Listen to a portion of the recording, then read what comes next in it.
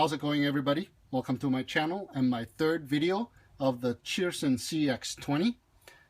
In my previous video, I've attached the DJI Phantom props to my Cheerson cx20, as well as the extended legs for the DJI Phantom, as well as a cheap aluminum gimbal that works very well, I might add, that does suffice video capturing, very steady and level. But today what I've done was I've installed a transmitter. This is the Eachine 32 channel transmitter.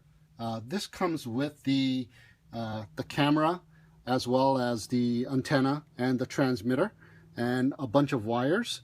What I've done was I cut the wire that I don't need, such as the audio wire, and I hot glued a little piece on there so it doesn't rub against anything.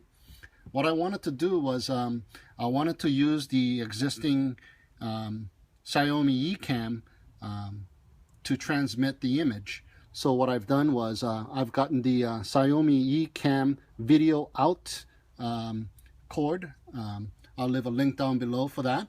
And what I've done was I spliced it together with the video out cables, or the wires that come with the transmitter. And also what I've done was to power the transmitter, what I've done was I spliced it as well.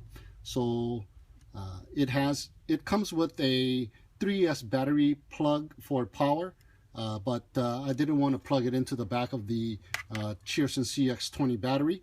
What I wanted to do was and have done is I spliced the red and the black wire into a JST male plug, so I can easily plug it in right underneath of the Cheerson cx20 for power, the 10-volt out power, right next to the power outlet for the gimbal.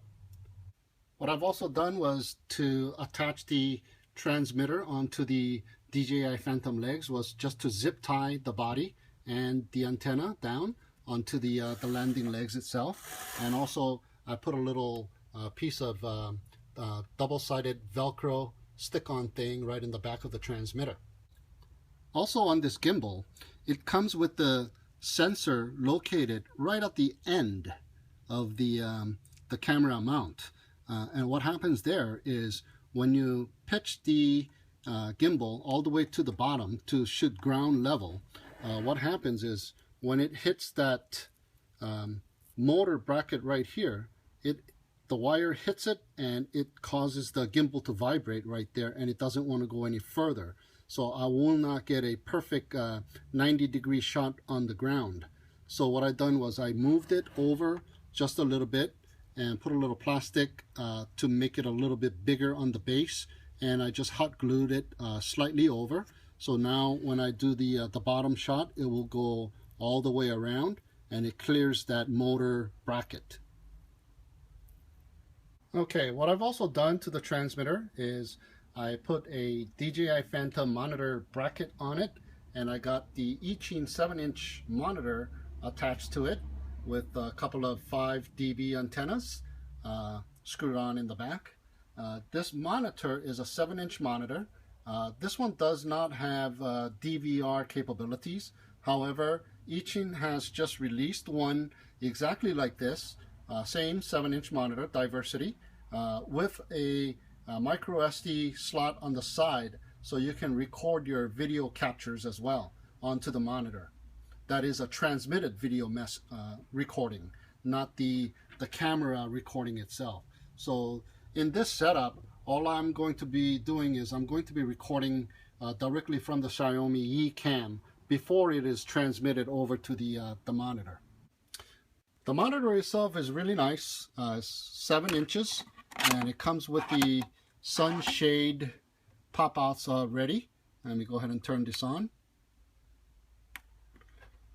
and you will see that it does provide a pretty decent picture of what you are flying and recording. I've also tried this setup using my Fat Shark goggles. As you can see here, it's very blurry, from the camera's perspective, but when you put the fast shot goggles on, it is crystal clear and it gives you that immersive experience. Oh, one thing I wanted to mention is that on my second video, when I was testing the pitch control of the gimbal, it was very sensitive and I couldn't really adjust it in fine positions. Well, what I did was I just rotated this knob, the auxiliary 1 knob, fully to one side to the other side and messed around with it a little bit, and now it gives me really fine control. So I guess you're going to have to rotate this dial all the way to its maximum, to the left and to the right, in order for it to kind of calibrate itself to make fine adjustments. Okay, let's take it all outside and give it a test flight and take some cool videos. Okay, here's one good reason why you should use the extension like I did with the 2 JST male plugs. You can undo it and you can do the compass calibration without the gimbal being on.